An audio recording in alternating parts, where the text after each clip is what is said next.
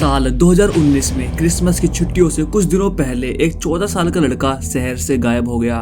उसको ढूंढने के लिए BCI, USA marshal service, state highway patrol, FBI और Ohio department of nature rescuers लगे हुए थे। उसके पेरेंट्स का रो रो के बुरा हाल हो गया था, लेकिन ये सब लोग इस बात से अनजान थे कि उस 14 साल के लड़के के साथ इतनी खौफनाक इंसिडेंट हुआ है कि आने वाले टाइम में पूरा अमेरिका हिल गया था। ये न्यूज पूरे अमेरिका के हर न्यूज चैनल के हेडलाइन पे था। क्या लास्ट में ये बच्चा जिंदा बच पाया या फिर नहीं? आओ जानते हैं इस खतरनाक इंसिडेंट को। This is the dangerous breakdown of Harley Davy incident. 20 दिसंबर 2019 फ्राइडे का दिन था। 14 साल का हार्ले डिले सुबह 6 बजे सोकर उठता है। आज उसको स्कूल जाना था, लेकिन आज इसका स्कूल जाने का आखिरी दिन था, क्योंकि आज ही यानी कि 20 दिसंबर 2019 से इन्हें 25 दिसंबर 2019 तक 5 दिन की छुट्टी मिलने वाली थी। लेकिन हार्ले अपनी मम्मी से कहता है कि आज वो स्कूल नहीं जाएगा, क्योंकि आज स्कूल में ज्यादा पढ़ाई नहीं होगी और फिर आज से 5 दिन की छुट्टी मिल जाएगी। लेकिन उसकी मम्मी कहती है कि नहीं, तुम स्कूल जाओगे। हार्ले काफी जिद करता है, लेकिन उसकी मम्मी कहती है कि नहीं, जाओ तुम स्कूल आज। लेकिन 14 साल का हार्ले गुस्से में अपनी मम्मी से ये कह के चला जाता है कि आज मैं घर छोड़ के जा रहा हूँ। ये सुन के उसकी मम्मी को कोई फर्क नहीं पड़ता, क्योंकि हार्ले कई बार अपनी मम्मी से ये कह चुका है कि मैं घर छोड़ के जा रहा हूँ, और वो घर छोड़ के चला भी जाता था। लेकिन गुस्सा शांत होने के बाद वो दोबारा अपने घर पे आ जाता था, जैसा कि हम बचपन में करते थे। हार्ले एक स्मार्ट बच्चा था, लेकिन उसे ओपोजिशनल डिफेंस डिसऑर्डर था। हार्ले फ्राइडे को अपने घर से भागा था, लेकिन वो सैटरडे के मॉर्निंग भी अपने घर वापस नहीं लौटा। उसकी फैमिली को चिंता होने लगी कि वो कहाँ हो सकता है, क्योंकि ये पहली बार ही था कि वो इतनी देर तक घर से बाहर भागा हो।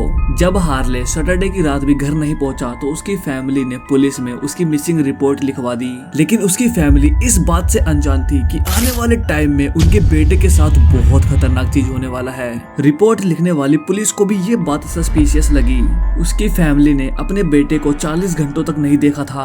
पुलिस ने उनकी फैमिली से पूछा कि तुम्हारा बेटा घर से क्यों भागा था, तो उसकी मम्मी ने बताया कि फ्राइडे की सुबह उनकी थोड़ी सी लड़ाई हुई थी, इस चक्कर में वो घर छोड़ के भाग गया था। इसीलिए पोर्ट क्लिंटन ओहियो जैसे छोटे शहर की पूरी पुलिस फोर्स अवेलेबल नहीं थे, क्योंकि कई स्टाफ क्रिसमस की छुट्टी पे थे। पुलिस वालों ने उनके नेबरहुड में हर किसी की तलाशी ली। उन्होंने हर उस इंसान से बात की जिसने की फ्राइडे या सैटरडे की रात हार्ले को देखा हो, ताकि उसका लास्ट लोकेशन पता चल सके। एक यंग बच्चे को ढूंढने के सारे प्रोटोकॉल फॉलो किए गए, लेकिन कोई लीड नहीं मिली। जब से हार्ले फ्राइडे मॉर्निंग घर से निकला था, किसी ने उसको नहीं देखा, न ही किसी ने उससे बात करी।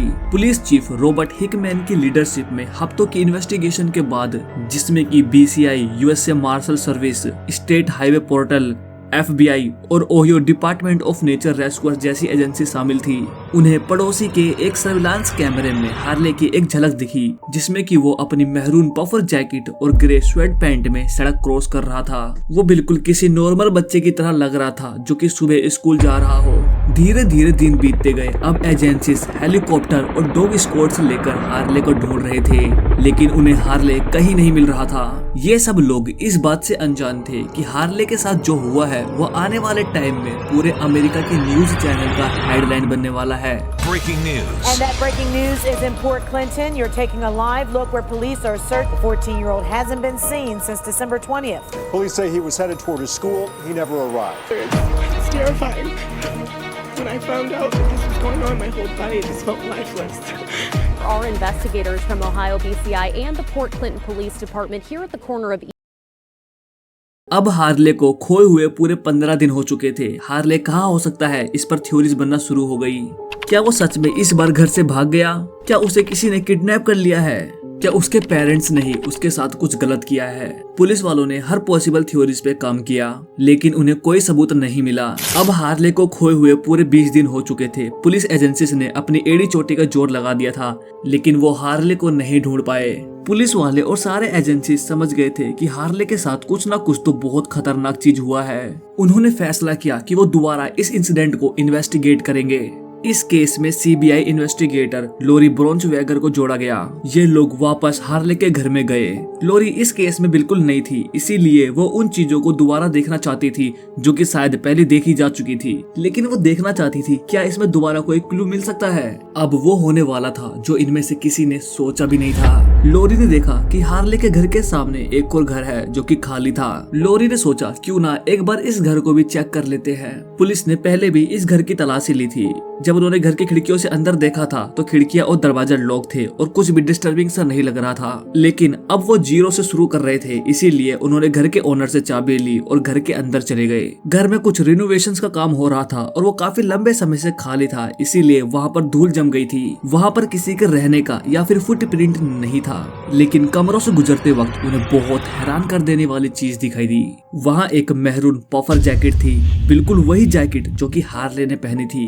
जब उन्होंने कंफर्म कर लिया कि ये उसी की जैकेट है तो एक पूरी इन्वेस्टिगेटिव टीम ने प्रॉपर्टी को एग्जामिन किया ताकि हार्ले के ठिकाने के बारे में कुछ क्लू मिल सके। क्लू इकट्ठा करते वक्त उन्हें उसकी टी शर्ट और चश्मा भी मिला और ये टी शर्ट और चश्मा वहाँ पर एक चिमनी के पास पड़ा हुआ मिला था। चिमनी के ऊपर एक छोटा सा गड्ढा था, तो एक पुलिस वाले ने सोचा क्यों ना इस गड्ढे में एक बार हाथ डाल के देखते हैं। जब उसने गड्ढे के अंदर हाथ डाला तो उसके हाथ में किसी के बाल आ गए और फिर जब उसने अपना हाथ और अंदर डाला तो उसके हाथ में किसी का फेस टच हुआ। पुलिस वाले काफी घबरा गए। उन्होंने तुरंत ही चिमनी को तोड़ दिया और चिमनी के अंदर से हार्ले की डेड बॉडी निकली। हार्ले का पैंट और जूता उतरा हुआ था और उसके पास एक टॉर्च भी था। क्वेश्चन उठा कि हार्ले इस घर के अंदर कैसे आया और आखिर उसके साथ यहाँ पे क्या हुआ। देखो, जब हार्ले 20 दिसंबर की सुबह घर से निकला तो वो अपनी माँ से इस बात पे नाराज था कि उन्होंने उसे घर पे रुकने नहीं दिया जैसा कि उसने पूछा था। उसने फैसला किया कि वह स्कूल स्किप करेगा और तब तक कहीं जाके रुकेगा जब तक कि उसकी माँ काम पे नहीं चली जाती। उसके घर के सामने एक खाली घर था, वो वहाँ पे गया। उसने देखा कि दरवाजा और खिड़कियां लॉक हो रखी हैं, लेकिन वहाँ पे एक टावर था जो कि सीधा छत तक जा रहा था। वो उस टावर पे चढ़ गया और सीधा जाके छत पे कूद गया। उसके पास एक छोटी फ्लैश लाइट भी थी। उसने चिमनी के अंदर देखा, अंधेरा था लेकिन वो नीचे तक खुली हुई लग रही थी। हमें नहीं पता कि उस वक्त हार्ले क्या सोच रहा था, लेकिन उसने क्लियर समझा कि वो चिमनी से स्लाइड करके फायर प्लेस के जरिए घर में एंटर कर सकता है। हालांकि वो 14 साल का था, लेकिन वो अपनी उम्र के हिसाब से छोटा था। उसकी हाइट 4 फीट 9 इंच थी और उसका वेट 43 किलो था। चिमनी की ओपनिंग सिर्फ 13 बाई 9 इंच की थी, जो कि एक पेपर सीट जितनी है। सबसे हिम्मती इंसान भी इसके अंदर जाने से पहले कई बार सोचेगा। हार्ले पहले पैरों के बल अंदर गया। उसका हाथ उसके सर के ऊपर उठा हुआ था। उसे चिमनी के नीचे तक पहुंचने के लिए 15 फीट का डिस्टेंस स्लाइड करना था। चिमनी के अंदर हाथ से पकड़ने के लिए कुछ नहीं था, इसीलिए वो स्लाइड कर रहा था। खुद को रोकने का कोई जरिया नहीं था। स्लाइड करते वक्त उसकी जैकेट और टी शर्ट ऊपर खिंचती जा रही थी। जैसे जैसे वो नीचे जा रहा था, उसकी टी शर्ट और जैकेट ऊपर उठती जा रही थी। जब वो बॉटम तक पहुंचा तो उसके सामने एक शॉकिंग सच था। वहाँ कोई भी फायर प्लेस नहीं था। ये brick chimney would burning stove के लिए एक वेंट थी, ना कि कोई खुला हुआ फायर प्लेस। अब हार्ले के लिए बाहर निकलने का एक ही रास्ता था कि वो वापस 15 फीट ऊपर चढ़ के चिमनी से बाहर जाए। उसके कपड़े शायद उसके सर के ऊपर थे और काफी उसको स्ट्रेस दे रहे थे। वो किसी तरह अपनी जैकेट और हुडी से छुटकारा पाना चाहता था। सच में ये एक खौफनाक पैनिक पल रहा होगा, उस पतले से चिमनी में हाथ ऊपर करके खड़े रहना। उसे जल्दी ही उस भारी जैकेट से छुटकारा पाने का रास्ता ढूंढना था। जगह कम होने के बावजूद भी उसने पूरी तरह जैकेट को निकालने का रास्ता ढूंढ लिया। उसने अपने 6 फीट ऊपर एक वेंट होल देखा। उसने जैसे तैसे करके अपने हाथ के जरिए अपनी जैकेट और टी शर्ट को उस वेंट होल से बाहर फेंक दिया। उसको थोड़ा सा रिलैक्स फील हुआ, लेकिन वो वेंट इतना पतला था कि हार्ले ढंग से अपनी छाती को फुला के सांस भी नहीं ले पा रहा था। उसके बॉडी रिपोर्ट से पता चला कि उसने बहुत कोशिश करी सांस लेने की, लेकिन वो अपनी छाती फुला ही नहीं पा रहा था। रिपोर्ट्स में ये नहीं पता चला कि हार्ले उस चिमनी के अंदर कितने दिनों तक जिंदा था। वो 23 दिनों तक नहीं मिला था। इससे मौत का वक्त पता लगाना मुश्किल हो गया। लेकिन डॉक्टर ने बताया कि उसकी मौत उसी दिन हो गई थी जिस दिन वो उस चिमनी के अंदर फंसा था। लेकिन ये नहीं पता चला कि वो 10 मिनटों तक जिंदा था या फिर 10 घंटे तक। उसकी मौत की असली वजह कंप्रेसिव एक्सपिरेशन थी। इसका मतलब था कि वो फिजिकली अपनी चेस्ट को हवा से भरने के लिए पूरी तरह फुला नहीं पा रहा था। हार्ले ने एक ऐसा फैसला किया जो कि बदला नहीं जा सकता था। जब वो इस चिमनी के अंदर फंसा तो वो समझ गया था कि उसने ऐसी गलती कर दी जिसका नतीजा मौत है। इस इंसिडेंट के बाद पूरे अमेरिका में हलचल मच गया। हर न्यूज चैनल की हेडलाइन यही थी। आई होप आपको वीडियो अच्छी लगी होगी। अगर वीडियो अच्छी लगी तो वीडियो को हाइप्स देकर लाइक एंड सब्सक्राइब कर देना।